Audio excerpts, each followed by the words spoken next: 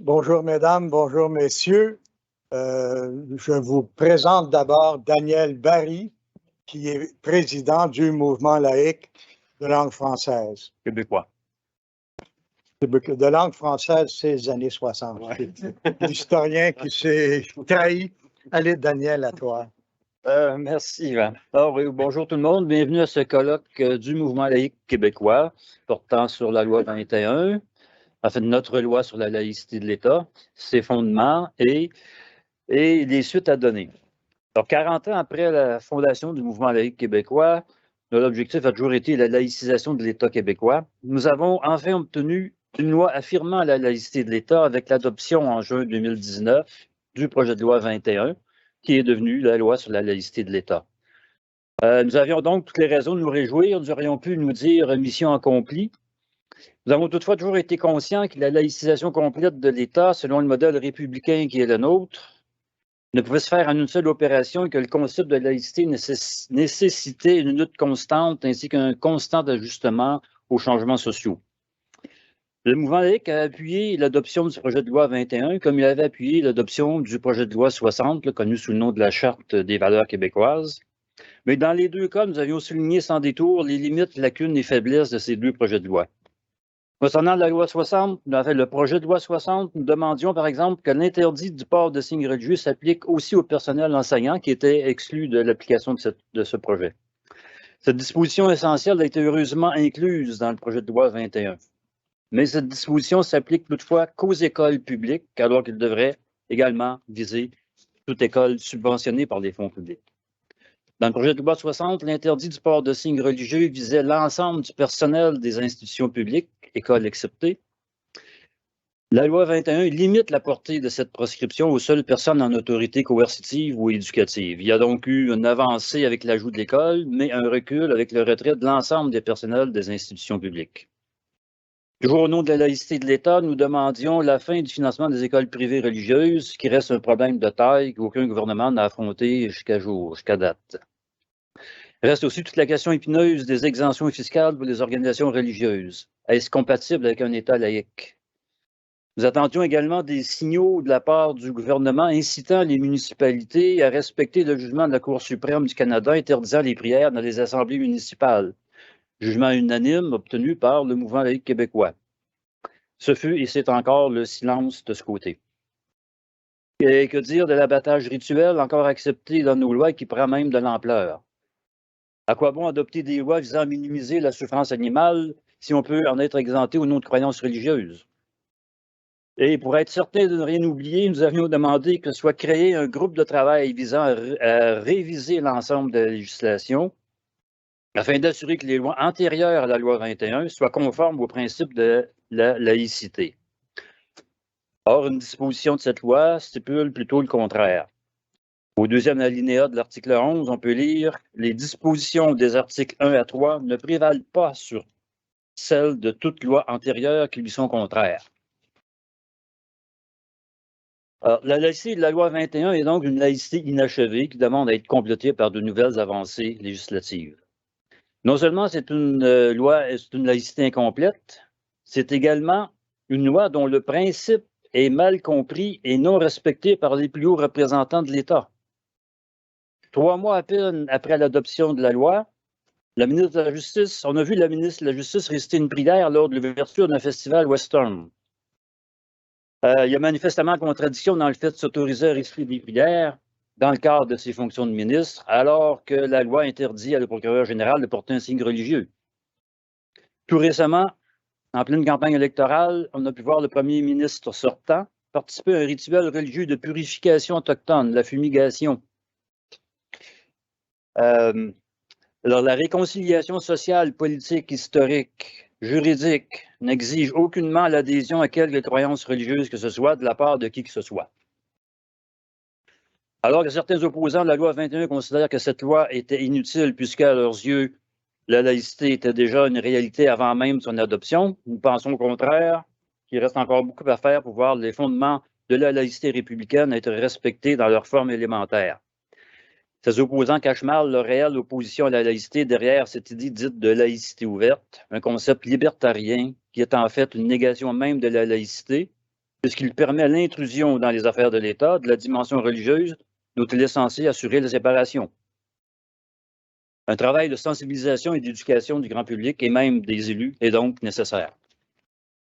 La loi 21 a tout de même été suivie, et ça je tiens à le souligner, de gestes qui méritent d'être salués et qui nous ont même agréablement surpris. Je pense notamment à l'abolition du cours éthique et culture religieuse, une demande qui faisait partie de nos revendications avant même la mise en œuvre de ce cours. Le cours ECR est en voie d'être remplacé par un cours de culture et de citoyenneté québécoise, actuellement en phase d'implantation et d'évaluation. Il va en être question dans une communication cet après-midi. Je pense également à la création du prix laïcité Guy Rocher, dont l'objectif est de saluer la contribution d'une personne ou d'un organisme œuvrant en faveur de la laïcité. C'est une excellente initiative qui donne de la visibilité à la laïcité. Le premier lauréat de ce prix a été le Mouvement laïque québécois. Nous en sommes heureux et très fiers. Le prix est immédiatement suivi de la création d'une direction de la laïcité avec le mandat, entre autres, de maintenir une expertise de pointe en matière de laïcité et de produire divers documents d'analyse relatifs à la sauvegarde de la laïcité de l'État. Le tout est complété par le programme d'aide à la laïcité qui relève du secrétariat à la réforme des institutions démocratiques, à l'accès à l'information et à la laïcité, dont nous avons le plaisir de recevoir ici aujourd'hui la directrice, Mme Ntibéyine Doucha. Programme qui vise à soutenir diverses recherches sur la laïcité, les vulgariser et les diffuser auprès du grand public. L'actuel colloque est d'ailleurs le premier projet soutenu par ce programme, soutenu financièrement par ce programme. Ces gestes qui étaient totalement impensables il y a quelques années à peine nous montrent que le gouvernement qui a procédé à l'adoption de la loi sur la laïcité, ou du moins le ministre responsable de ce dossier, M. Simon-Jolin Barrette, n'a pas l'intention de laisser le principe sous le boisseau et semble prêt à le défendre contre les attaques qui fusent de toutes parts. Notre colloque, comme le titre l'indique, a un double objectif. Du côté des approfondissements, il s'agira de revoir les principes qui ont conduit à l'adoption de la loi sur la laïcité en exposant les approches différentes que sont le libéralisme et le républicanisme, en étudiant le contexte juridique canadien et québécois sous-jacent à cette loi, en comparant les lois de séparation en Amérique et en Europe, et finalement en analysant la réception de la loi 21 dans le public et dans les médias, tant au Québec que dans le reste du Canada. Du côté des suites, le temps ne permettra pas d'examiner tout ce qui semble avoir été laissé en attente. Il s'agira pour l'instant d'expliciter ce que serait une ou des pédagogies de la laïcité, notamment sa place dans le cours de culture et de citoyenneté québécoise, revenir sur le rapport de l'égalité, le rapport entre laïcité et égalité des sexes, questionner la problématique des écoles privées religieuses et identifier des chantiers à ouvrir pour poursuivre l'affirmation de la laïcité. J'en ai esquissé quelques-uns. Alors sur ce, je laisse la parole au président du colloque, M. Yvan Lamonde, et je vous souhaite un bon colloque et une bonne délibération à tous. Je vous remercie.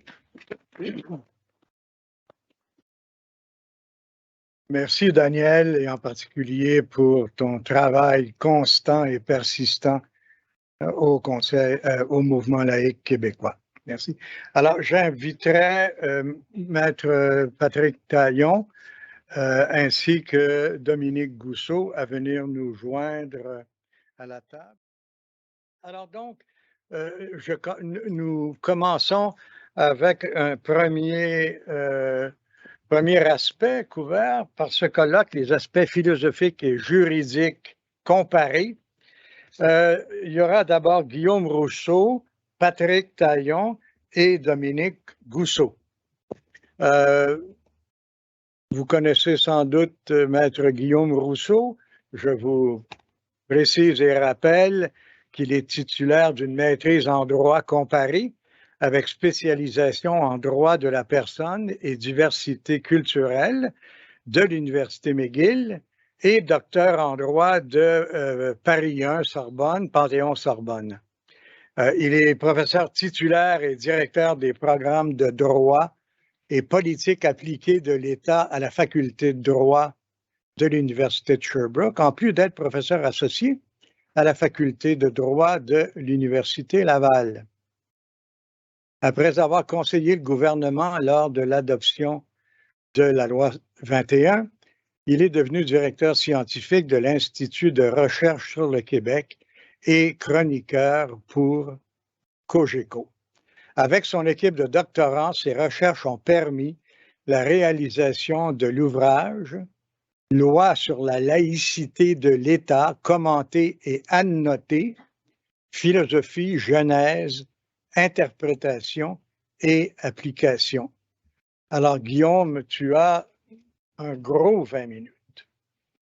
Merci beaucoup pour cette présentation. Bonjour tout le monde, bienvenue à ce colloque. Donc, je me joins à Yvan, évidemment, pour les remerciements au Mouvement laïque québécois, à la direction de la laïcité. J'ajoute l'ITHQ qui manifestement nous reçoit dans une salle splendide avec vue sur le Mont-Royal en plein automne. Que demander de mieux? Je remercie également Yvan. C'est vraiment tout un honneur pour moi d'avoir organisé cet événement, ensuite le livre et tout. Donc, de collaborer avec Yvan Lamonde, c'est vraiment un honneur et je l'en remercie. Et un merci tout spécial également à Jérémy Dufour-Dinel, sans qui tout ça aurait été impossible, puisque c'est vraiment lui qui fait 90% du boulot et c'est un étudiant que j'ai l'honneur d'avoir dans mon programme de droit et politique appliqué de l'État. Donc, moi, on m'a demandé de parler philosophie et loi sur la laïcité de l'État. D'ailleurs, Yvan mentionnait le bouquin de mon équipe là, tout récemment. Effectivement, c'est le premier chapitre de notre loi sur la laïcité annoté et commenté qui porte sur la philosophie. Je vous résume un long chapitre en peu de mots. Donc là, évidemment, ça va aller un petit peu rapidement et je m'en excuse d'emblée, mais peut-être que je pourrais approfondir dans la période d'échange au besoin. Donc, ce que j'ai cherché à faire dans ce chapitre et ce que je vais chercher à faire dans ma conférence, c'est de voir un peu quelle philosophie politique on peut associer à l'état du droit qui existait antérieurement à la loi sur la laïcité de l'État. Donc, les accommodements religieux, tout ça. Et quelle philosophie politique on peut associer à la loi sur la laïcité de l'État. Sans dire qu'il y a nécessairement une coupure entre les deux, parce que finalement, il y a beaucoup de continuité, mais on peut penser en fait au droit antérieur, c'est-à-dire au droit de l'époque de Bouchard-Taylor. Parce qu'après ça a évolué, mais disons, au droit du début des années 2000, Bouchard-Taylor, qui était un petit peu plus, disons, réticent à certains égards à des évolutions du droit. Donc, à mon avis, on peut, pour comprendre l'état du droit antérieur, se référer à deux philosophes, John Rawls et Charles Taylor. Donc, au niveau de Rawls, je ne suis pas le premier à le dire, donc on dit souvent que, d'autres l'ont dit avant moi, que ce soit la Charte québécoise des droits ou la Charte canadienne des droits, souvent on peut trouver derrière la pensée, ou en tout cas, il y a une adéquation entre ces chartes-là et la pensée de John Rawls. En fait, John Rawls, et encore là, on pourrait en parler beaucoup plus longuement, donc je vais vraiment faire quelques éléments. C'est essentiellement quelqu'un qui pense une théorie du libéralisme, mais adaptée à une société pluraliste. C'est vraiment ça, je pense, le défi qui s'est donné dans la deuxième moitié du 20e siècle. Donc, il s'agit de répondre à certaines critiques. Certains disaient que le libéralisme, ça favorise trop certaines valeurs comme l'autonomie, l'individualité, puis ça valorise moins certaines valeurs comme la communauté, l'appartenance. Et donc, le libéralisme pouvait être critiqué pour cette raison-là. Rawls tente de dire, ben non, le libéralisme, finalement, c'est peut-être plus neutre que ça. C'est pas nécessairement tant en faveur de l'individu ou de l'autonomie, puis moins de la communauté. Donc, il tente un petit peu de nuancer tout ça, ce qui lui mène au grand principe de la neutralité. Donc, Rawls nous dit que l'État doit être neutre, c'est-à-dire neutre sur le plan religieux, mais plus que ça, même au niveau de ce qu'appelle ce qui est traduit comme étant les doctrines englobantes. Donc, il ne faut pas que l'État soit porteur d'une philosophie politique précise ou d'une religion. Vraiment, l'État ne devrait pas poser comme philosophie politique avec deux petits P, vraiment quelque chose de très minimal, démocratie, droits fondamentaux, rien de plus. Parce que si l'État est vraiment porteur d'une religion civique ou quoi, là, ça ne respectera pas le pluralisme de la société. Et là, pour expliquer comment, devant un tel État, les gens vont adhérer à cet État-là, vont le trouver légitime, puisqu'il n'y a pas de philosophie vraiment enlevante qui pourrait susciter l'adhésion, ben à ce moment-là, Rawls nous dit que ça va être par consensus par recoupement. C'est-à-dire que chacun va se rallier à cette espèce de philosophie minimaliste qui est proposée, droit de la personne, démocratie. On va s'y rallier, mais chacun pour ses propres raisons. Le catholique va s'y rallier pour ses propres raisons. Le protestant va s'y rallier en fonction de sa religion. Le juif, même chose. Le socialiste, même chose. Et tout le monde, en fonction de sa doctrine englobante, pourra trouver dans cette espèce de philosophie minimaliste offerte par l'État les raisons d'y adhérer, mais en fonction de ses propres croyances. Et donc, c'est vraiment un libéralisme minimaliste qu'il propose, plus minimaliste que ceux de Kant ou de Mill ou d'autres. Et là, ce qui est intéressant, c'est que dans le rapport Bouchard-Taylor, qui est donc favorable à l'état du droit tel qu'il existait en 2007. Donc, en 2007, on avait les accommodements religieux. on avait un devoir de neutralité religieuse beaucoup moins clairement établi que ça va le devenir plus tard avec l'arrêt mouvement laïque québécois, qui porte le nom du mouvement, c'est pas un hasard. Et donc, ce qui arrive un petit peu plus tard, au début des années 2010, donc vers 2007, c'est moins évident. On est plus sur le libre exercice, peut-être moins sur le devoir de neutralité. Et Bouchard-Taylor sont plutôt favorables à cela. Et ce qui est intéressant, c'est que dans le rapport Bouchard-Taylor, on cite Rawls, mais à vraiment de nombreuses reprises. Alors, on aurait pu penser que ce serait plutôt la philosophie de Taylor qui allait être citée pour des raisons évidentes. Non, en fait, on pense que c'est Jocelyn McClure qui tient la plume et non pas Taylor, et que McClure, finalement, tout en se réclamant de Taylor, finalement, est plutôt Rawlsien. Donc, on voit, c'est mentionné comme tel. Je vous lis un extrait du rapport Bouchard-Taylor. La laïcité doit être abordée dans le cadre plus large de la nécessaire neutralité de l'État quant aux valeurs. Donc, vraiment, on élargit le propos et donc, on nous dit tout ce que l'État a proposé, là, c'est souveraineté populaire, démocratie, droits fondamentaux. Donc, c'est vraiment quelque chose de très, très minimal qu'on propose. Et on nous dit, il y aura, pour que les gens adhèrent à ça, il y aura un consensus par recoupement. Donc, on fait référence à Rawls en bas de page, c'est explicite. Ensuite, on rejette la philosophie morale laïciste, donc c'est une religion civique, c'est un projet un petit peu plus exigeant, c'est rejeté du revers de la main. Donc, Bouchard-Taylor nous propose ça, et là, moi, ma critique par rapport à ça, c'est bien Rawls, c'est un des grands philosophes de la deuxième moitié du 20e siècle, puis on peut s'en inspirer, puis je suis d'accord avec Rawls sur plein de questions socio-économiques, mais je ne pense pas qu'on puisse le copier-coller. Par exemple, quand on parle d'un État neutre, je suis désolé, mais au Québec, l'État n'est pas neutre. L'État a choisi d'être un État-nation qui fait la promotion d'une langue, qui fait la promotion d'une culture, et ce qui déjà est en tension avec Rawls, qui proposerait une neutralité même au niveau culturel, même au niveau linguistique, tant que ce soit possible. Et donc, l'État québécois est porteur de cette culture, de cette langue, et forcément un peu de cette mémoire qui vient avec cette culture, et donc de la mémoire de ce qu'a pu être l'histoire de la religion au Québec. Et je ne pense pas qu'on puisse en faire abstraction pour gérer la laïcité, comme si gérer les religions, là, en faisant totalement abstraction de l'histoire, de la culture, de la langue. Donc, c'est ma petite critique envers Rawls. Puis d'ailleurs, et en fait, envers le rapport Bouchard-Taylor, surtout, qui veut le copier-coller au Québec. Et même dans le rapport Bouchard-Taylor, on le dit, OK, on vous propose ça, on pense que les accommodements religieux, c'est très, très bien, puis que c'est parfait, il n'y a rien à changer à l'état du droit. En même temps, on dit, mais ça ne fait pas tout à fait de consensus, puis on a comme un problème d'acceptabilité sociale. Donc, même le rapport Bouchard-Taylor, finalement, même si dans leur abstraction, ils veulent importer, copier-coller Rawls, dans les faits, ils sont bien conscients que ça accroche, puis qu'il y a quelque chose qui ne marche pas. Ce qui nous mène à la philosophie de Taylor, qui aussi, lui, propose des choses intéressantes. Hein. Taylor, c'est beaucoup l'identité dialogique. Donc, Taylor, c'est de dire l'identité se construit, par exemple, l'identité d'une minorité ne se construit pas de manière autoréférentielle, mais ça se construit dans le dialogue avec, par exemple, la majorité. Donc, si, par exemple, les non-autochtones posent un regard méprisant sur les Autochtones, ça se peut que ce soit intériorisé par les Autochtones, que ça nuise à leur estime de soi. Donc, c'est vraiment la théorie de l'identité dialogique. Puis dans ce contexte-là, Taylor dit qu'il faut vraiment avoir une présomption d'égalité de dignité pour les cultures. Il faut vraiment avoir un respect pour les cultures minoritaires. Puis il va dire même que lorsqu'on a des règles qui sont les mêmes pour tous, qui est un peu la base du libéralisme, la même règle pour tous, l'égalité devant la loi, la même loi pour tous, il va dire ça souvent, c'est attentatoire à la dignité et au droit à l'égalité des minorités.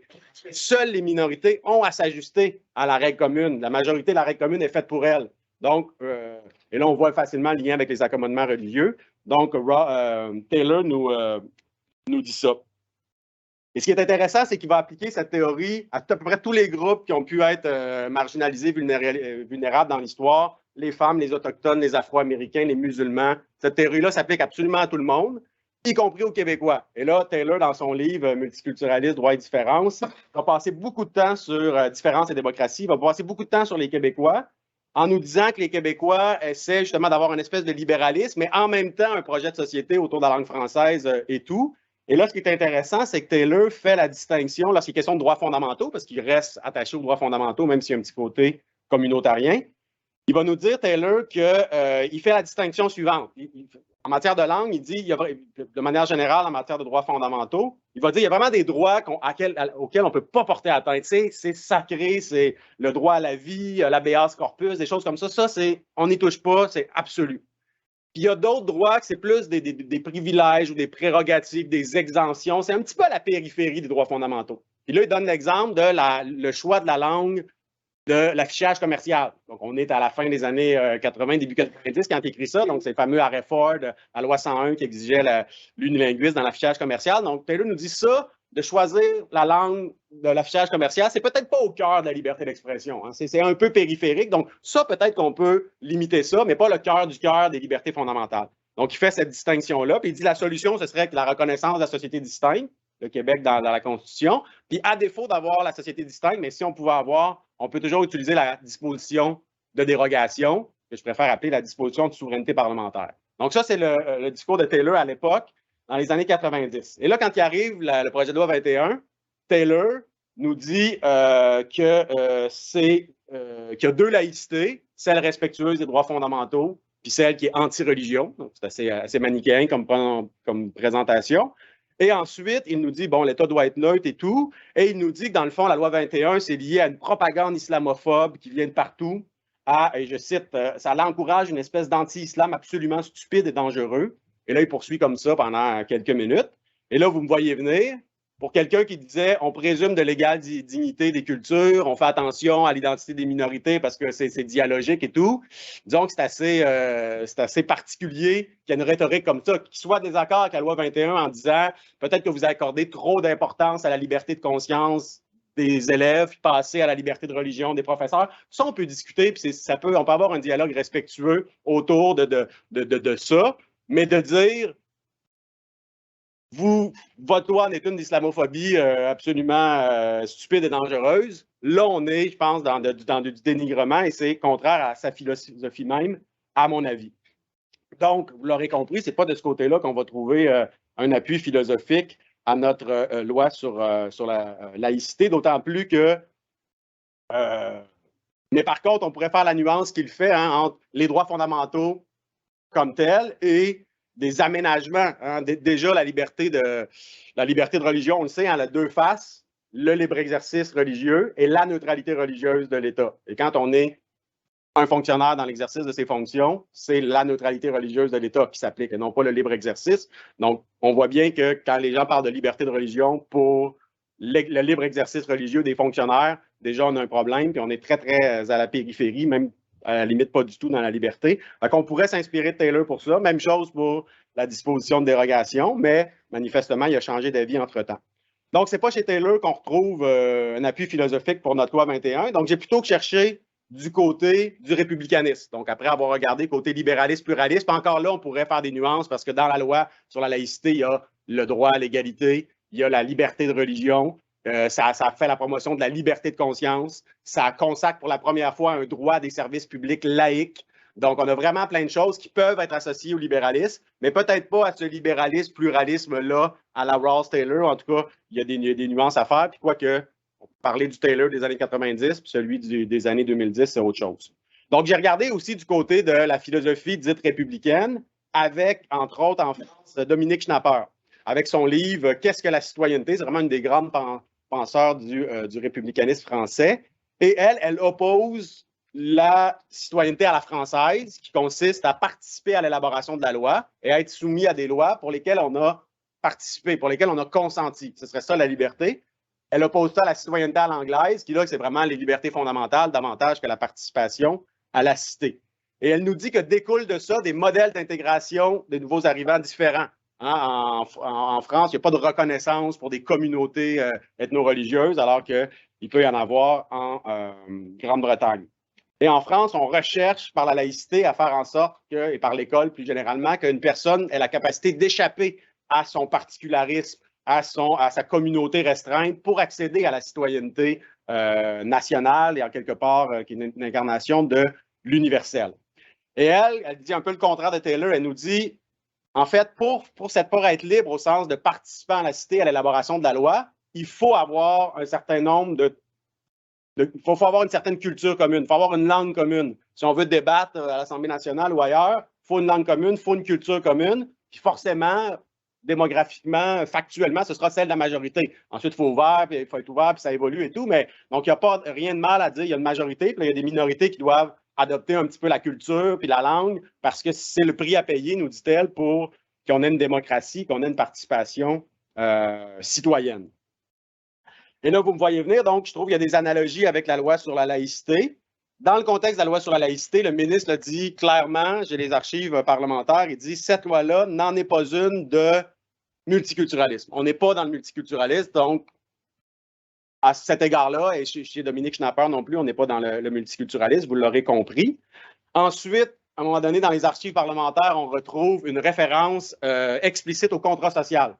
On dit le contrat social, la contrat social, c'est l'Assemblée nationale, par le biais de ses représentants élus, qui fait les lois. Donc, on réfère à plusieurs reprises dans les archives parlementaires, au moment de présenter la loi 21, on réfère au contrat social. Et, je ne l'ai pas dit tantôt, là, mais vous l'aurez compris, Dominique Schnapper part, elle aussi, du postulat du contrat social et de la pensée de Rousseau. Donc, on a clairement là un lien entre la loi 21 et le républicanisme. Merci. Ensuite, dans la loi sur la laïcité de l'État, on a, dans le préambule, on nous dit qu'on parle des caractéristiques propres et du parcours historique spécifique l'ayant amené à développer un attachement particulier à la laïcité de l'État. Donc, on parle de la nation, de son parcours historique particulier. Et on a ça chez Schnapper. Schnapper nous dit qu'il ne s'agit pas d'évacuer complètement, même s'il y a certaines versions du républicanisme qui sont plus universalisme abstrait.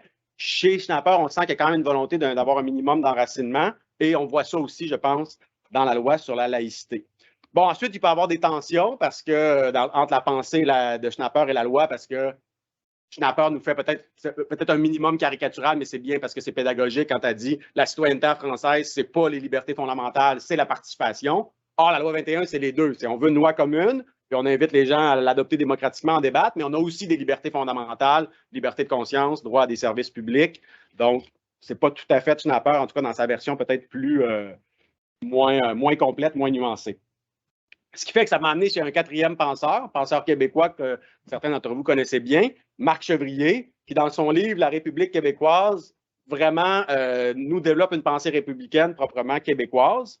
Et ce qu'il va dire, lui, c'est que c'est assez proche de Schnapper à cet égard-là. Il va nous dire que la liberté républicaine, c'est pas celle du citoyen qui n'a aucune contrainte, c'est le citoyen qui a des contraintes, mais qui sont celles de la loi, qui sont celles de la volonté générale, du bien commun, de la loi à laquelle il participe, dont il est participant au moment de l'élaboration. Et il nous dit également que le républicanisme, c'est la recherche d'un équilibre. Donc, alors que chez Schnapper, c'était peut-être moins évident, Chevrier nous dit le républicanisme, c'est à la fois la liberté et l'égalité. C'est à la fois la participation pour l'élaboration de lois communes, mais en même temps un espace pour de la liberté dans le privé ou autre. Donc, oui, à une identité commune, mais ça n'empêche pas qu'il puisse y avoir des identités particulières. Donc, pour Chevrier décrit vraiment le républicanisme comme une recherche d'équilibre. On pourrait peut-être même remonter à Aristote avec cette idée-là. Et à partir de là, ben, quand on regarde la loi sur la laïcité de l'État, je pense qu'il y a clairement des liens à faire. Ben, d'abord, dans les archives parlementaires, encore là, on nous dit ce qu'on souhaite, c'est une loi. On en parlait tantôt, je pense, Daniel le mentionnait. C'est pas vrai que juste la jurisprudence, ça suffisait à asseoir la laïcité de l'État, même si on avait des grands jugements comme l'arrêt mouvement laïque qui faisait des grands pas dans la bonne direction. Dans la tradition qui est celle du Québec du droit civil, on souhaitait une loi commune adaptée, adoptée par le peuple avec une participation citoyenne. Donc, c'est ce qu'on souhaitait et ça s'inscrit bien dans la philosophie républicaine. Et de l'autre côté, on cherchait une loi d'équilibre. On cherchait peut-être pas, et Daniel le disait, peut-être que ça ne va pas assez loin, mais en ce sens, qu'on soit d'accord ou pas, je pense qu'on peut associer la loi 21 à la philosophie républicaine de Chevrier parce qu'on est dans cette recherche d'équilibre. Les propos du ministre en Chambre vont dans ce sens-là. Puis on le voit même dans la loi, quelque part dans le préambule, on parle d'un équilibre entre les droits collectifs et les droits et libertés de la personne. Donc, le mot équilibre est carrément là. Donc, on est très proche de la pensée de Chevrier. Puis si on faisait un peu d'histoire, de droit comparé, on verrait aussi que le Québec va peut-être moins loin que la France pour la liberté de conscience des élèves, entre autres, mais va peut-être plus loin que le Canada, qui évidemment permet le reste du Canada toutes sortes de signes religieux dans toutes sortes de circonstances. Donc, on voit en droit comparé que le Québec est peut-être sur un point d'équilibre, ou du moins à la recherche d'un équilibre. Et même chose, si on fait un petit peu d'histoire du droit récent, on sait qu'il y a eu une charte des valeurs qui allait beaucoup plus loin pour défendre la liberté de conscience, mais il y a aussi eu une loi 62 sur la neutralité religieuse de l'État qui allait moins loin, qui était peut-être plus sur le libre exercice religieux. Et là, avec la loi 21, on veut vraiment protéger les deux facettes de la liberté de religion, la neutralité religieuse de l'État, le libre exercice religieux. Donc, je pense qu'on est très proche de la pensée de Chevrier, mais pas complètement, parce qu'en fait, à mon avis, une grande partie de la part doctrinale de Chevrier, c'est pas tant des innovations très, très précises, c'est plus qu'il prend des idées qui ont existé dans l'histoire du Québec et ailleurs, mais surtout dans l'histoire du Québec, et qui étaient un petit peu disparates, et là, il rassemble ça sous l'appellation républicaine, il rassemble ça en parlant de République québécoise. Donc, à mon avis, c'est un des grands apports de Chevrier qui n'est pas repris par le gouvernement, par le ministre. Les ministres vont pas dire, nous, on est de philosophie républicaine et notre loi 21 en est une de philosophie républicaine. Alors que le mouvement laïque, tantôt, avec Daniel, nous rappelait que c'est ça, finalement, pour les défenseurs, ceux qui l'ont pensé, la loi 21, en amont du gouvernement, sont bien conscients d'être républicains, mais le gouvernement n'est pas allé jusque-là. Donc, c'est pas aussi clair que ça. Donc, en conclusion, parce que je pense que je m'apprête à dépasser mon temps, mais j'arrive à ma conclusion. Donc, vraiment, je pense que le droit antérieur, quand je dis droit antérieur, vraiment celui de 2007-2008, parce que donc le droit au moment du rapport Bouchard-Taylor, parce que ça a continué d'évoluer après, je pense que c'était très dans la lignée de Rawls et Taylor. Je pense qu'on peut l'expliquer comme ça. Ce qu'il y a du bon et du moins bon, parce qu'à mon avis, dans le cas de Rawls, c'est pas nécessairement quelqu'un qui a pensé le Québec. Dans le cas de Taylor, il l'a fait, mais à un moment donné, il a peut-être arrêté de le faire ou ne l'a pas fait suffisamment. Et donc, je pense que la loi 21 est davantage dans la philosophie du républicanisme. Donc, même si elle n'est pas parfaitement conforme à la philosophie du libéralisme pluraliste ou de certaines interprétations de cette philosophie, ça ne veut pas dire qu'elle n'a pas une base philosophique solide, des fondements philosophiques solides. Au contraire, elle en a dans cette grande tradition qui est probablement, en tout cas selon certains auteurs, la principale proposition philosophique alternative à celle du libéralisme en Occident en ce moment. Il y en a d'autres, l'anarchisme, le socialisme, on pourrait en nommer d'autres, mais ça semble être une des grandes philosophies alternatives face à celle du libéralisme. Et donc, d'avoir une loi 21 appuyée sur cette grande tradition philosophique, je pense que ça nous met en très bonne compagnie. Et en même temps, tout en étant situé dans cette grande tradition philosophique occidentale, la loi 21, elle est aussi adaptée sociologiquement, je pense, à la société québécoise. Et c'est ces deux éléments, je pense, qui font sa force. Merci beaucoup. Merci beaucoup, Guillaume. Le deuxième présentateur, Patrick Taillon, est professeur titulaire à la faculté de droit de l'Université Laval. Il y enseigne le droit constitutionnel, les droits et libertés, ainsi que le droit administratif depuis 2007. Il est en outre co-directeur du Centre d'études en droit administratif et constitutionnel et membre du Centre de recherche interdisciplinaire sur la diversité et la démocratie. Dans le cadre de ses travaux sur la laïcité, il a produit avec sa collègue Marthe Fatin-Rouge-Stefanini un rapport d'experts sur les limites à la liberté d'exprimer des convictions religieuses dans la jurisprudence européenne à l'occasion de l'affaire Hack de la contestation de la loi. Outre la laïcité, ses travaux portent sur la démocratie, le constitutionnalisme, le fédéralisme, ainsi que sur les pratiques référendaires en droit canadien et en droit comparé. Vous avez, vous aussi, un immense 20 minutes à partir de 9h50. Merci beaucoup. Merci pour cette belle invitation aux organisateurs, aux collègues, aux amis. C'est un plaisir d'être ici. Puis le temps est précieux, mais j'aurais le goût de discuter de l'éléphant qui vient d'être déposé. Donc, je vais essayer de reporter ça à plus tard. Moi, comme juriste, je m'intéresse souvent plus aux formes et aux procédures qu'au fond. Alors, l'intervention d'aujourd'hui n'y fera pas vraiment exception. Et donc, je pourrais facilement constater que le Québec a fait le choix de la laïcité par étapes.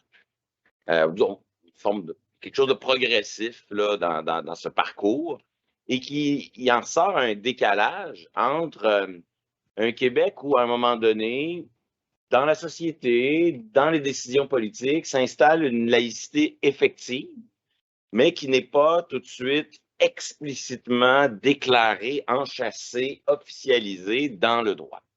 Et ce processus qui consiste à déclarer, enchasser, officialiser, c'est ce que je vais appeler ici la formalisation. Processus par lequel on va inscrire dans le droit de manière plus explicite cette laïcité. Et je vais essayer de procéder en 2 temps. Je ne sais pas si jamais vous pouvez m'avertir à mi-chemin. Ça serait un bon moment pour me... 5 minutes avant. Je vais vivre avec les 5 minutes, mais si jamais vous pensez aux 10 minutes, je serais bien heureux de... Mais ça va, je vais m'ajuster. Et donc, je vais y aller un peu en 2 temps en essayant de regarder ce qui a été fait dans le processus de formalisation pour donner à ce modèle québécois de laïcité, ce principe québécois de laïcité, une place privilégiée dans l'ordonnancement juridique. Parce qu'au fond, le droit, c'est plein de sources, plein de règles, mais qui s'agencent dans un ordre un peu hiérarchisé. Et donc, dans quelle mesure, lorsque le Québec a formalisé le principe de laïcité, il a voulu le prendre un peu à bout de propre pour le hisser le plus haut possible dans cette hiérarchie des normes. Donc, dans un premier temps, je veux voir ce qui a été fait sur le plan de la procédure, de la forme, pour donner le plus de poids possible à ce principe. Et je voudrais, dans un deuxième temps, regarder ce qui pourrait éventuellement être fait. Qu'est-ce qui reste encore dans le jeu de cartes procédural du Québec.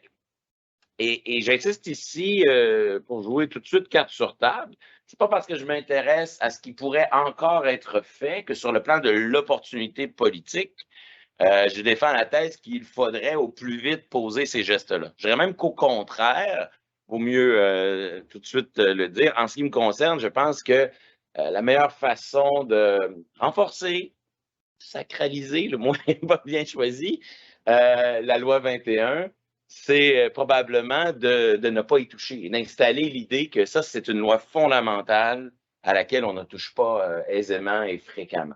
Donc, ça serait plutôt mon biais à moi. Mais je veux quand même regarder s'il fallait y toucher procéduralement, c'est quoi les options qui sont sur la table, avec peut-être en tête un scénario du genre,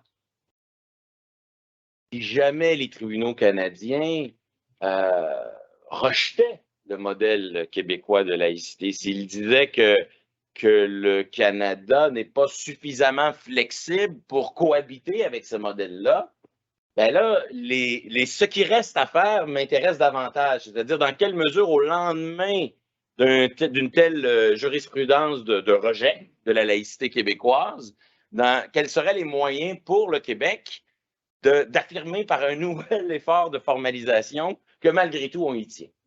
Alors, c'est un peu dans cette optique-là que je présente quelques réflexions sur ce qui pourrait encore être fait. Alors, très rapidement, sans trop m'attarder, sur les efforts qui ont été faits pour que, sur le plan juridique, procédural, la laïcité ait une place particulière dans notre ordonnancement juridique. Premier élément, je trouve qu'on le néglige beaucoup trop. Il faut le rappeler. Le Québec a procédé à une révision de la Constitution canadienne en 1997. C'est le texte qui, dans l'ordonnancement juridique canadien, est au sommet de la hiérarchie des normes. Ça a été fait de façon bilatérale avec le fédéral pour déconfessionnaliser le système de commission scolaire. Évidemment, le mot laïcité n'apparaît pas, mais il est évident que l'intention du pouvoir constituant canadien qui opère cette modification constitutionnelle, c'est d'agir en conformité avec cet idéal de laïcité. Alors, je pense que là, ici, on a un premier geste de formalisation, d'inscription dans le droit au sommet de la hiérarchie des normes qu'on a peut-être trop souvent tendance à négliger parce que les mots laïcité ne se retrouvent pas explicitement, mais pourtant, la portée juridique du geste est vraiment importante. Bon, ensuite, je passe rapidement, mais on a eu droit à au moins 2 modifications de la Charte québécoise des droits et libertés qui ne sont pas directement en lien avec la laïcité, mais qui ont quand même qu'on peut implicitement rattacher. Je pense celle qui a lieu autour de 2005, je vais de mémoire, Guillaume connaît ça plus que moi, là, pour changer le droit des élèves, des parents d'avoir une éducation, un enseignement religieux traditionnel. Puis c'est un peu une réforme préalable à la mise en place de CR. 41. Exactement. Merci. Puis on va justement donc inscrire dans notre charte des droits fondamentaux un nouveau droit et en éliminer un autre dans une logique qui est pas sans lien avec la laïcité. Je pense ensuite à la révision de la Constitution, de la Charte québécoise de 2008. la disposition déclaratoire sur l'égalité homme-femme, qui s'inscrivait beaucoup dans les travaux du Conseil du statut de la femme à l'époque, qui n'est pas non plus sans lien avec la laïcité. Bon, après, le lien n'est pas évident, mais la loi des libéraux sur la neutralité pourrait aussi, mais de toute manière, elle a été immédiatement suspendue. Et donc, le principal geste d'officialisation, on y vient, c'est évidemment la loi 21, la loi de 2019 sur la laïcité de l'État. Et sans entrer trop dans les détails, mais c'est des choses qui m'intéressent, mais j'ai trop peur de vous ennuyer, il y a dans cette loi un paquet toute une panoplie de petits procédés pour faire en sorte que cette loi ne soit pas une loi comme les autres. Et ça, c'est un aspect, moi, qui m'intéresse beaucoup. Donc, de façon très rapide, je mentionne les principaux. On parle toujours de la dérogation. C'est le truc dont tout le monde parle. Évidemment, c'est le geste le plus fort qui a été posé pour dire, ben, vous ne pouvez pas utiliser certains aspects de la Charte canadienne pour faire prévaloir l'interprétation que le juge fait de tel ou tel droit. L'équilibre des droits qui est proposé dans la loi, c'est un équilibre auquel le législateur québécois veut imposer, veut utiliser un pouvoir de dernier mot, de souveraineté parlementaire. Donc, ça, c'est assez bien connu, la dérogation. Je passe rapidement, mais on omet souvent de rappeler que ce n'est pas le seul geste qui a été posé pour que cette loi ait une importance dans l'ordonnancement juridique. On a aussi fait de cette loi, c'est un peu du jargonnage juridique, mais on a fait de cette loi une loi quasi constitutionnelle. C'est-à-dire que on a doté ce texte du même rang que la Charte québécoise des droits et libertés. Pas sûr que nos tribunaux vont vouloir le voir et y donner l'importance que... Mais formellement, juridiquement, c'est ça le geste qui a été posé par le législateur québécois. Donc, on a poussé le texte le plus haut qu'on pouvait à l'égal de la Charte québécoise des droits et libertés. Pour être bien certain que ça soit entendu, on a aussi modifié la Charte québécoise pour y intégrer différents aspects en lien avec la laïcité. Voilà les trois principaux mécanismes, mais ce pas les seuls. Si j'avais plus de temps, j'analyserais aussi la façon assez soigneuse, le soin qu'on a pris dans la rédaction du préambule pour faire référence à des formules utilisées par la Cour suprême qui pourraient justement montrer que la loi, à certains égards, est la conséquence de choses que la Cour suprême a déjà dit. Donc, il y a toutes sortes de mécanismes comme ça qui dénotent là, comme une certaine conscience que si on en fait une loi ordinaire, elle va être plus fragile devant les tribunaux canadiens et d'essayer d'y donner le plus d'importance formelle, procédurale possible. J'en viens donc à ce qui peut encore être possible, et non pas ce que je crois qu'il faudrait faire le plus vite possible, mais si jamais il faut jouer une nouvelle carte, qu'est-ce qu'il y a dans le jeu de cartes du Québec si jamais, par exemple, il fallait répliquer un jour à une décision des tribunaux? Sur le fond des choses et sur le plan procédural, mais le fond des choses, je connais moins, je passe plus rapidement. Sur le fond des choses, je vois un peu trois axes. Le premier, je dirais lier la laïcité à d'autres fondements de la vie commune. Donc, oui, on définit la laïcité dans cette loi-là, mais dans le processus d'affirmation et de définition de nos règles de vivre ensemble, etc., ben, on pourrait, dans les prochaines années, avoir d'autres chantiers que la laïcité. Et dans ces chantiers-là, ben, l'interaction entre la laïcité et l'autre fondement de l'État ou d'autres fondements au pluriel serait une occasion de renforcer la laïcité. Alors, par exemple, on parle parfois de l'adoption d'une constitution québécoise. Bon, ben, c'est évident que si on allait dans un tel projet, la laïcité devrait logiquement avoir une place. Puis là, on pourrait lier la laïcité avec les autres fondements de cette constitution québécoise. Je pense à une certaine époque, quand le Parti québécois était dans l'opposition, il avait lancé, ça avait été plutôt mal reçu, mais quand même, ça vaut la peine de le relire, une loi sur l'identité et la citoyenneté québécoise, je ne sais plus dans quel ordre c'était. Ben, au fond, là, c'est d'essayer de définir une citoyenneté et une identité dans une loi, et à travers ça, la laïcité faisait partie d'une des composantes. C'était un projet de loi déposé à l'époque qu'ils étaient dans l'opposition, donc évidemment, il n'a pas été très loin. Même le rapport de la commission Bouchard-Taylor proposait une loi cadre sur l'interculturalisme. Donc, si jamais le Québec voulait affirmer, formaliser explicitement ce modèle d'interculturalisme, alors est-ce qu'il devrait avoir un lien? Quelle serait l'interaction entre ce modèle d'interculturalisme et la laïcité? C'est ce que je veux dire par lier la laïcité à autre chose. Et Guillaume en est probablement un des principaux promoteurs. Ben, au fond, le même type de loi cadre, mais non pas sur l'interculturalisme, mais sur la convergence culturelle. Mais il y a un parallèle entre les deux. Il s'agit d'affirmer, de rendre plus explicite le modèle, les fondements des règles de la vie commune, qu'on appelle ça interculturalisme ou convergence culturelle. Et je ne vais pas prétendre que c'est la même chose, mais dans les deux cas, il y aurait une occasion à saisir pour lier la laïcité à tout ça. Deuxième grand axe sur le plan du fond, celui-là, je l'affectionne particulièrement. J'appellerais ça détailler les droits qui découlent de la laïcité. Alors, dans le processus de préparation du projet de loi, il y a eu un amendement important, c'est 4 alinéa 2, ça, Guillaume? Oui, exact. Bon, c'est-à-dire que dans sa version initiale, ce serait certainement une faiblesse du projet de loi. La laïcité était bien définie. On rendait explicite certaines restrictions, interdictions qui découlent de la laïcité, mais il manquait assurément l'affirmation d'une laïcité qui est en soi porteuse de droits et d'obligations. Comme si on avait les obligations, on n'avait pas les droits. Parfait, merci infiniment. Et donc, l'article 4, alinéa 2, fait en partie ce travail-là.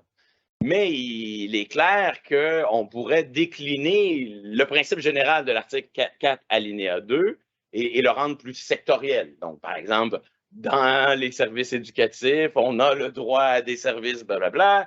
Dans le service pénitentiaire, bon, il s'agirait au fond, on pourrait prétendre que 4.2 englobe tout si on veut y donner une interprétation la plus généreuse possible, j'en conviens. Mais dans le contexte où ma réflexion s'inscrit dans un dialogue avec le pouvoir judiciaire, à un moment donné, ça pourrait être stratégique de venir affirmer des droits fondamentaux plus détaillés qui découlent de la laïcité.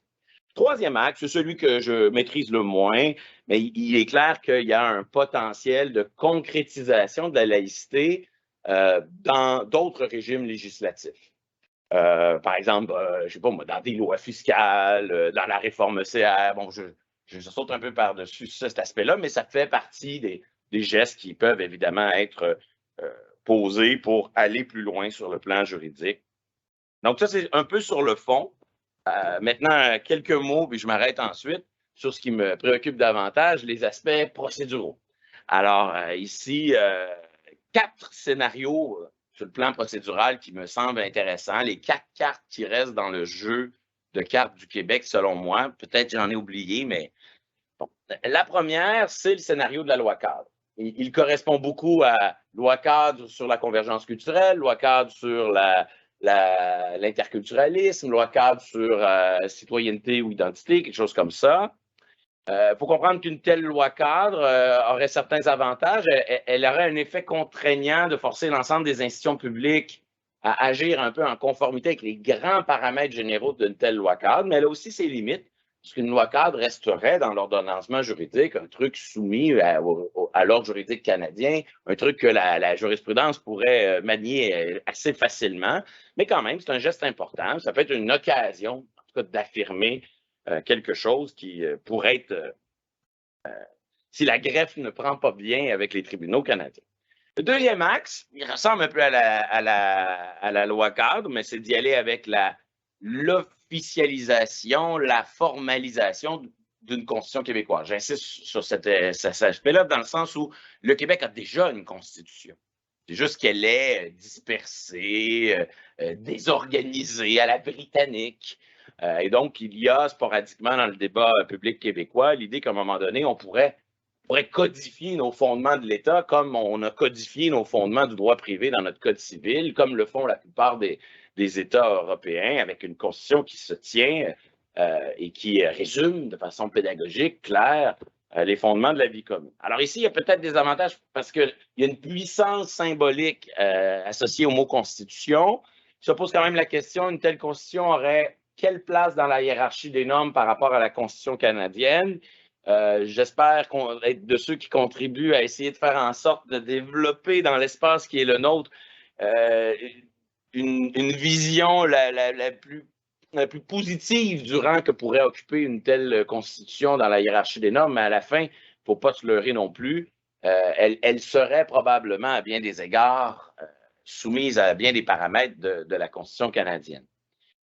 Troisième voie procédurale, elle n'a pas négligé modifier à nouveau la Charte québécoise, surtout le scénario où il s'agirait d'affirmer de nouveaux droits qui découlent de la laïcité, en tout cas de les rendre plus détaillés. Le véhicule de la Charte québécoise est important parce que faut pas se cacher que c'est le texte que les tribunaux canadiens préfèrent. C'est-à-dire que dans nos lois, c'est celui qu'ils aiment utiliser et c'est c'est le texte qu'ils aiment valoriser, traiter presque à l'égal de la Constitution canadienne. Ça vient aussi avec une fâcheuse tendance à l'uniformiser, à faire en sorte qu'au fond, toute particularité qu'il y a dans la Charte québécoise qui se différencie de la Charte canadienne, il y a quand même une forte tendance à dire « Oh, j'ai rien vu, c'est pareil, je fais comme si c'était identique. » Parfait, merci. Donc, jouer dans la Charte québécoise, c'est jouer dans un texte auquel le juge canadien accorde énormément d'importance, mais en même temps, il faut toujours être conscient qu'il y accorde un rang important dans la hiérarchie des normes, mais en même temps, il a tendance à minimiser le plus possible les particularismes de ce texte. Alors, si on décide de répondre par la multiplication de particularités québécoises dans la Charte québécoise, c'est aussi une façon de dire ça suffit l'interprétation uniforme de notre modèle de droits fondamentaux. Le Québec est une société qui protège les droits fondamentaux à sa manière. Et votre façon d'aplanir toutes les différences entre Charte québécoise et Charte canadienne, ben, à ça, on réplique par la multiplication des différences dans le texte. Donc, c'est une voie à réfléchir. Dernière voie, en 1 ou 2 minutes. 4. Parfait. Pourrait-on faire avec la laïcité ce qu'on a fait avec la loi 96 pour, je ne dis pas que ça a des effets miraculeux, mais pour inscrire, du moins dans le texte de la loi constitutionnelle de 1867, dans le cas de la loi 96, le fait que le Québec forme une nation et que sa langue officielle et commune est le français. Donc, pourrait-on faire la même chose et imaginer que dans le texte de la vieille Constitution de 1867, il y aurait un article 90.Q3 pour dire ben, le Québec est un État laïque, comme le fait si bien l'article 1, je crois, de la loi. Alors, c'est une avenue à réfléchir et qui présente certains avantages, dans la mesure où il s'agit d'un texte qui bénéficie d'une visibilité pan-canadienne. N'importe quel juriste qui commence des études en droit est obligé de lire ces articles-là puis d'intégrer le fait que c'est ça l'ordre établi et qu'il faut donner un sens à ces mots-là. Très certainement partie des avantages. Il faut aussi être conscient néanmoins qu'il y a des limites, c'est-à-dire qu'il se pose la question sur le plan procédural. Oui, le Québec a une capacité de modifier le texte de 1867, mais ça dépend de ce qu'il veut faire. Alors, il y a des choses qu'il peut faire, d'autres qu'il ne peut pas. C'est clair qu'avec la loi 96, il y a eu une certaine audace qui est déjà contestée. Il faudra voir comment les choses se dessinent. Mais je veux néanmoins attirer votre attention sur le fait que dans la manière dont la loi 96 a été formulée, c'est une manière qui, sur le plan de la légistique, c'est-à-dire l'art de la rédaction des lois, sur le plan de la légistique, marque une conscience, voire une intention de récidiver. Au moins 2 indices. On a créé un sous-titre. J'y vais de mémoire, là, corrige-moi Guillaume, les caractéristiques fondamentales du Québec, un truc comme ça. Et là, il y a 2 caractéristiques en ce moment qu'on ajoute, la langue et la nation, mais peut-être qu'un jour, la liste va continuer. Donc déjà, de créer un sous-titre, de créer un espace qui peut être complété, ça dénote comme une intention de récidiver. Et le deuxième indice, puis je m'arrête ensuite, c'est promis, la numérotation. C'est-à-dire que normalement, quand on crée un nouvel article, on va 90.1.1.a, je ne sais pas quoi. Là, on a créé une numérotation assez originale où on a dit 90Q pour Québec. Façon de dire, ben, si l'Alberta veut créer un 90A, c'est à eux. Chaque province dans un État composé comme une fédération peut exercer son espace constitutionnel. Q.1, Q.2, et donc on sent très bien que cette numérotation pourrait aller à l'infini.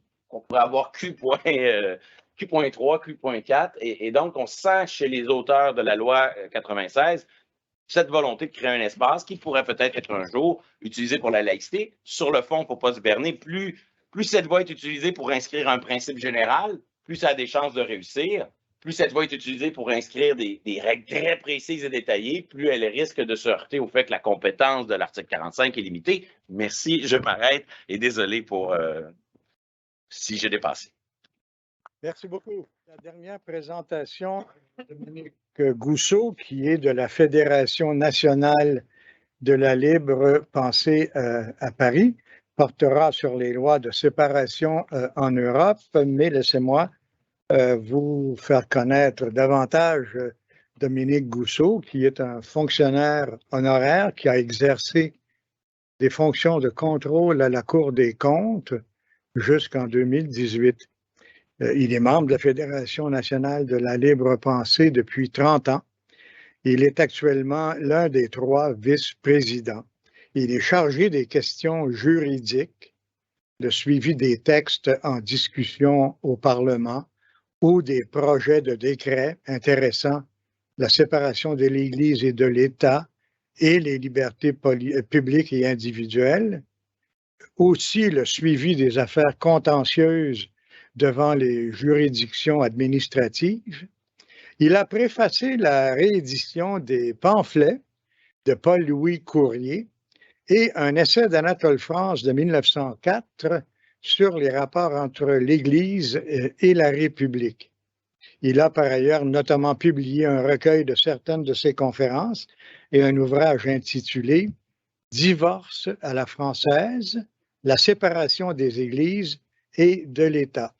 Vous avez un magnifique 20 minutes. Merci. Alors d'abord, la Fédération nationale de la libre pensée et l'Association internationale de la libre pensée remercient le mouvement laïque québécois de les avoir invités à travers ma personne pour participer à ce colloque sur la loi 21 que les libres penseurs français ont soutenu dans leur presse lorsque ce texte a été adopté. Donc, on traitera dans pas tellement la séparation du religieux et du politique en Europe, parce qu'il n'y a pas que des lois de séparation, malheureusement, et nous en mesurerons à la fois la portée et les limites. En dépit des sources intellectuelles européennes de la mise à distance du religieux et du politique, la séparation des églises et de l'État demeure un choix minoritaire en Europe. Pourriez-vous lever la voix? D'accord. S'il vous plaît. Pour autant, la protection constitutionnelle de la liberté de conscience y est globalement assurée, avec toutefois des nuances significatives, tant dans les pays à culte reconnu ou à religion d'État, les plus nombreux, que dans ceux ayant institué cette séparation. Au surplus, lorsque celle-ci caractérise l'organisation politique des États, d'importantes entorses en limitent la portée, comme par exemple en France et au Portugal. L'examen des relations actuellement nouées entre les États et les cultes en Europe montre que l'émergence d'une pensée de la séparation du religieux et du politique du XVIIe au XIXe siècle n'a pas encore porté tous ses fruits. Imputable notamment aux guerres de religion, dont la guerre de 30 ans marque l'apogée à certains égards, les malheurs de l'Europe nourrissent l'essor d'une pensée préconisant l'affranchissement du gouvernement civil de la contrainte religieuse. À la suite des conflits entre sectes protestantes ayant déchiré l'Angleterre, John Locke esquisse une nouvelle distinction entre le pouvoir civil et la puissance religieuse dans son essai sur la tolérance de 1867. Il la précise dans ses 2 traités du gouvernement civil de 1674, dans lesquels il assigne un rôle unique au culte, citation, « La fin de la société religieuse est d'atteindre la félicité après cette vie dans un autre monde ». Près d'un siècle plus tard, dans une sorte d'hommage au philosophe libéral d'Oxford, bien qu'il réserve l'essentiel de son talent à dénoncer le fanatisme auquel conduisent les religions, Voltaire formule incidemment mais puissamment le principe de séparation du religieux et du politique à l'article Religion de son dictionnaire philosophique publié en 1764. Il faut, dit-il, séparer toute espèce de religion de toute espèce de gouvernement. Dernier apôtre immense de la galerie des penseurs illustres de la séparation, Victor Hugo, dans un célèbre discours du 15 janvier 1850, du haut de la tribune de l'Assemblée législative de la Deuxième République française, dans un ultime effort pour combattre le projet de loi Fallou qui livrera l'école aux prêtres, il prononce cette formule appelée jusqu'à aujourd'hui à une longue postérité parmi les républicains français, l'Église chez elle et l'État chez lui. En dépit de cette construction d'une pensée européenne fondant la pleine liberté de l'individu sur la séparation du religieux et du politique, l'esprit de l'édit de Thessalonique de Théodose le Grand, promulgué en 380, persiste dans le monde d'aujourd'hui et singulièrement en Europe. Trois situations coexistent et parfois se cumulent. D'une part, 5 pays reconnaissent encore une religion officielle ou d'État. Le Danemark, la Finlande, le Royaume-Uni, Malte et la Grèce. Étroitement imbriqués avec l'État, la religion orthodoxe admettait une exception. Les affaires civiles de la minorité musulmane de Thrace étaient obligatoirement régies par la loi coranique jusqu'en 2018. Saisie d'un recours ayant trait aux règles de succession, la Cour européenne des droits de l'homme a jugé cette situation discriminatoire sur le fondement de l'article 14 de la Convention européenne de sauvegarde des droits de l'homme et des libertés fondamentales du 4 novembre 1950, de sorte que le droit musulman ne s'applique désormais qu'à titre facultatif dans cette région de la Grèce. À certains égards, la République d'Irlande est dans une situation très proche de celle de ces 5 pays. L'article 44 de la Constitution de 1937, qui invoque la très sainte Trinité, accorde une place particulière à l'Église romaine chargée de l'action sociale et de l'enseignement primaire dispensé dans les écoles paroissiales. D'autre part, dans 9 autres pays, les églises sont formellement séparées de l'État. France, Hongrie, Lettonie, Norvège, Portugal, République tchèque, Slovaquie, Slovénie et Suède. En Suède et en Norvège, la séparation de l'État et de l'Église luthérienne est intervenue respectivement en 2000 et 2012. Les pasteurs ne sont désormais plus rétribués par l'État. À titre d'exemple, l'Autriche et l'Allemagne vivent quant à elles sous un régime concordataire et reconnaissent plusieurs cultes constitués sous la forme de corporations de droit public.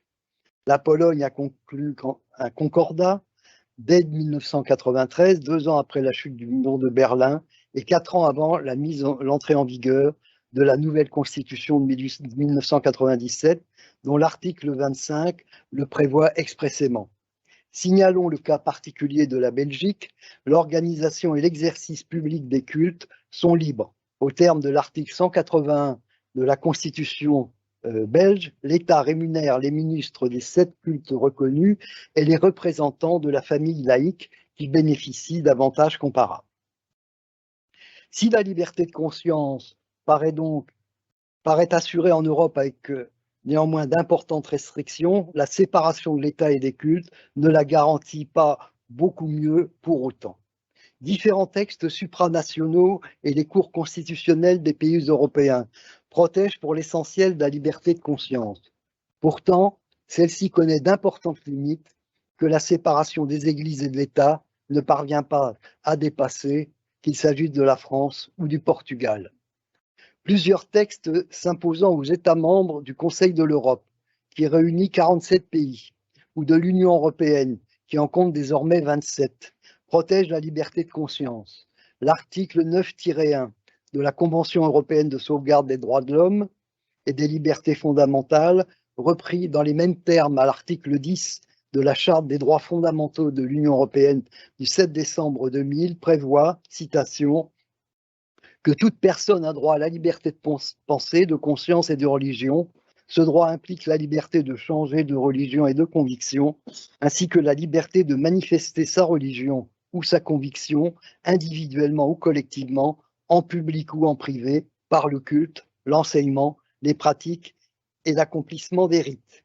Toutefois, sans préjuger des choix de chaque État membre en cette manière, l'article 17 du traité sur le fonctionnement de l'Union européenne prévoit expressément des liens institutionnels entre les religions et l'Union.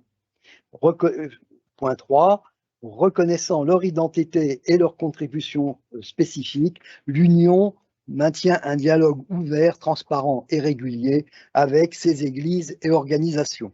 Compte tenu du poids de l'Union européenne dans la vie des nations, cette disposition n'est pas de pure forme.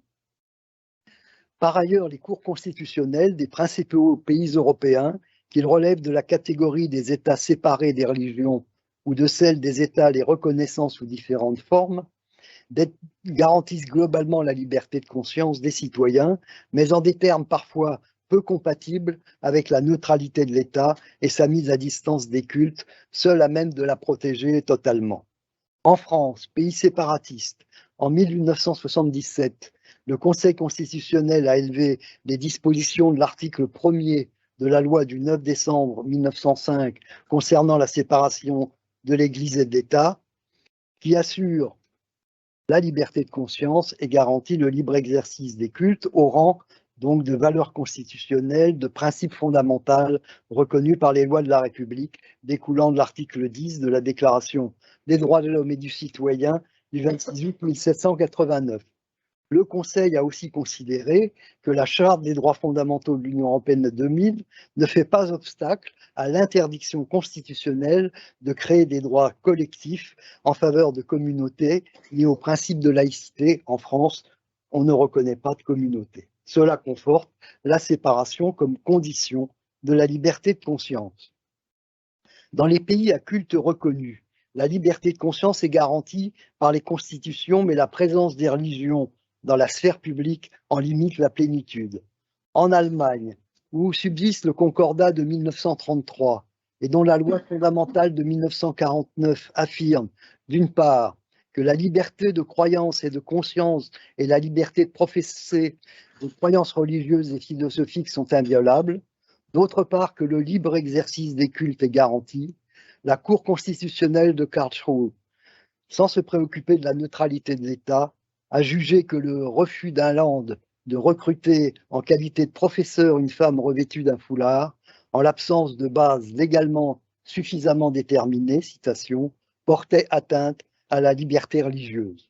En Italie, dont la constitution modifiée de 1947 indique que l'État et l'Église catholique sont chacun dans son domaine indépendants et souverains, et que leurs rapports sont régis par les pactes du Latran de 1929 revus en 1984, la Cour constitutionnelle a néanmoins consacré le principe supérieur d'égalité entre les religions.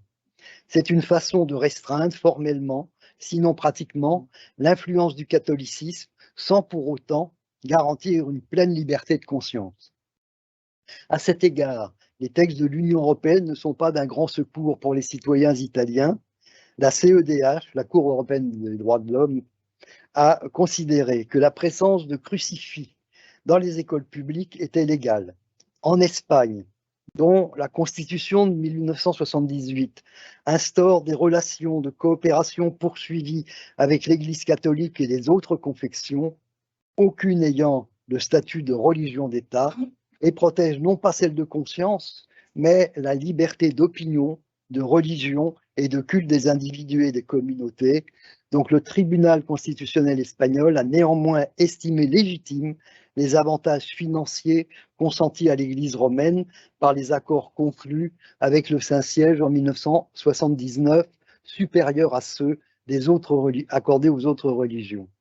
Elle a aussi jugé que cette différence entre l'Église catholique et les cultes minoritaires ne constitue pas une atteinte au principe d'égalité ni au droit reconnu à chacun de ne pas déclarer sa religion, bien que la répartition du produit de l'impôt sur le revenu réservé au culte repose sur un système déclaratif. La liberté de conscience reste donc assez théorique en Espagne. Alors la séparation est-elle une garantie bien meilleure? Les exemples évoqués ci-dessus montrent pour l'essentiel que la liberté de conscience protégée par des textes européens contraignants, mais réservant en même temps une place institutionnelle aux religions, est globalement garantie par les cours constitutionnelles des pays à culte reconnus, dans des conditions toutefois largement imparfaites. Les États fondés sur leur stricte séparation d'avec les religions présentent-ils à cet égard un meilleur bilan.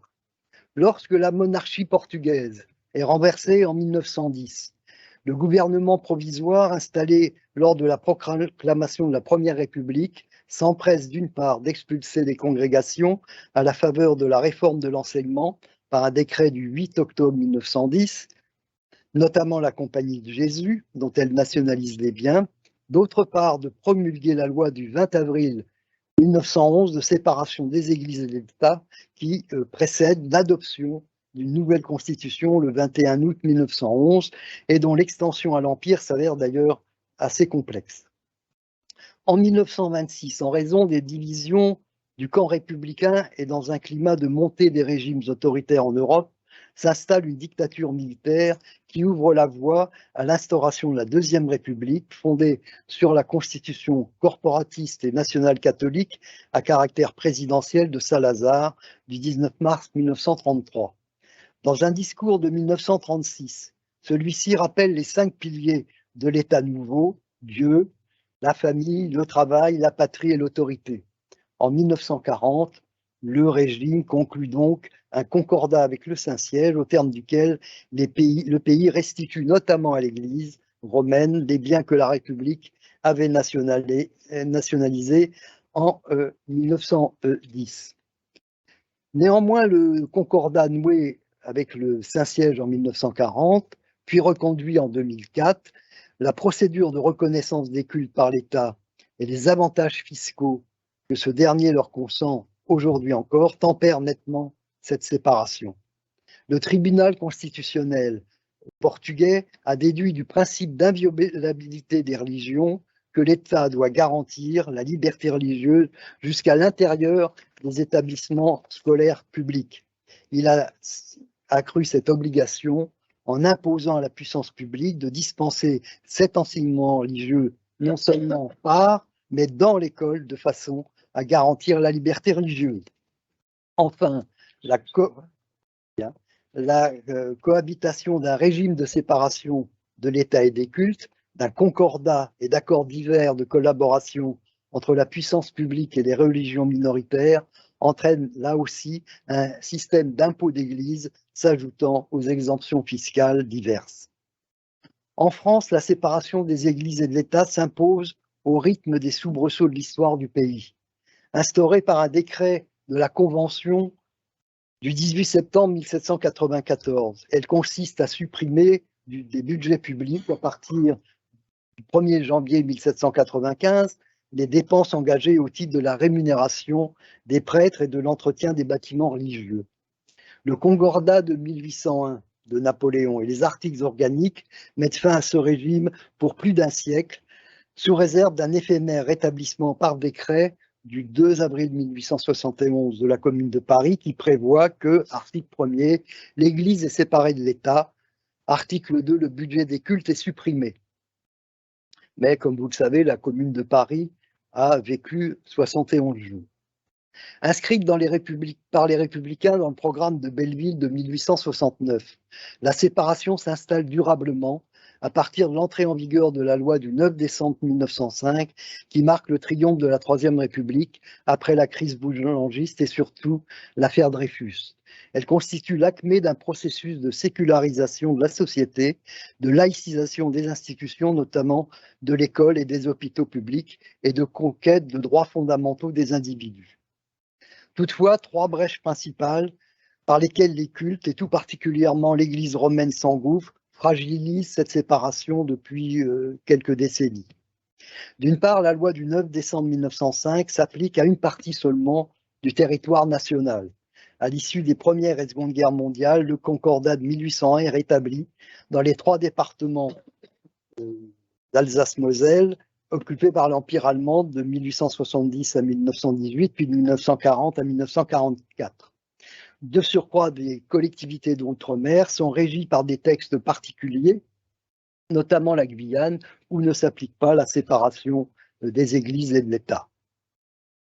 D'autre part, l'interdiction de financer les cultes aux fins de garantir absolument la liberté de conscience des citoyens souffre d'importantes dérogations directes introduites par le régime de Vichy dans la loi même, qui permet le versement de concours publics sans limitation de montant pour réparer les édifices cultuels, dérogation indirecte au travers de la loi du 31 décembre 1959 ayant contraint l'État et les collectivités territoriales à financer les établissements catholiques d'enseignement sous contrat, ce qui représente une somme de 12 milliards d'euros par an.